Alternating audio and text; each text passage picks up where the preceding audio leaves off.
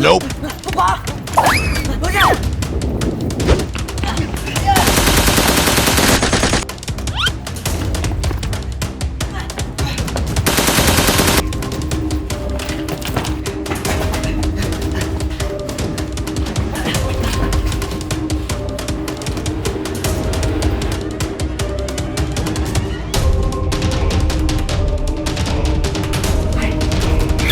Okay.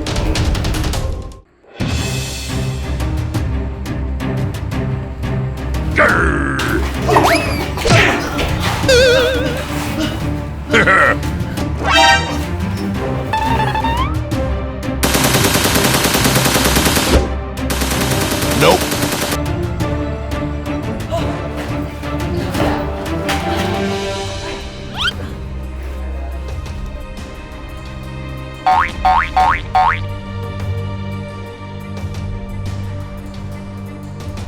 Okay. Let's go.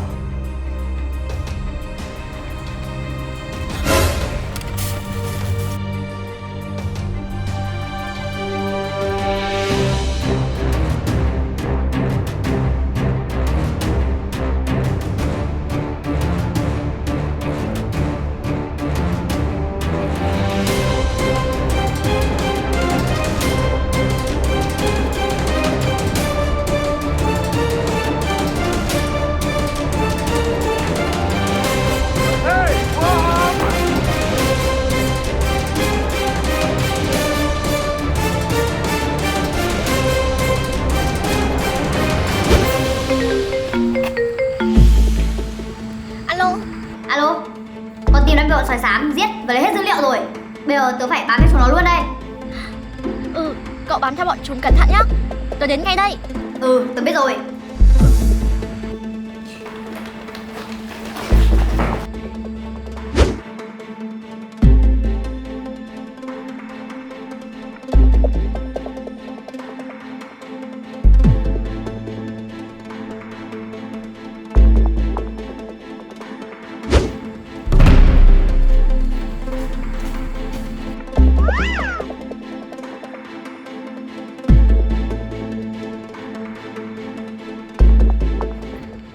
Hành động thôi.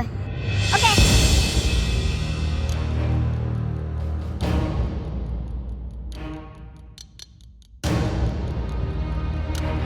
Nope.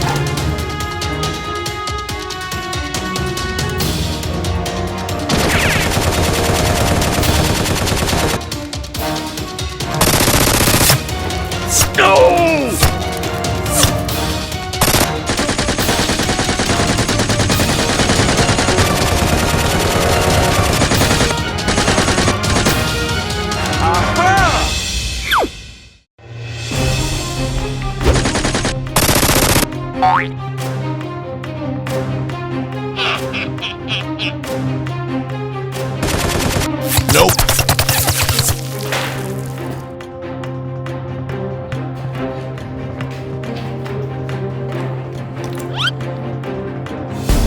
Let's go.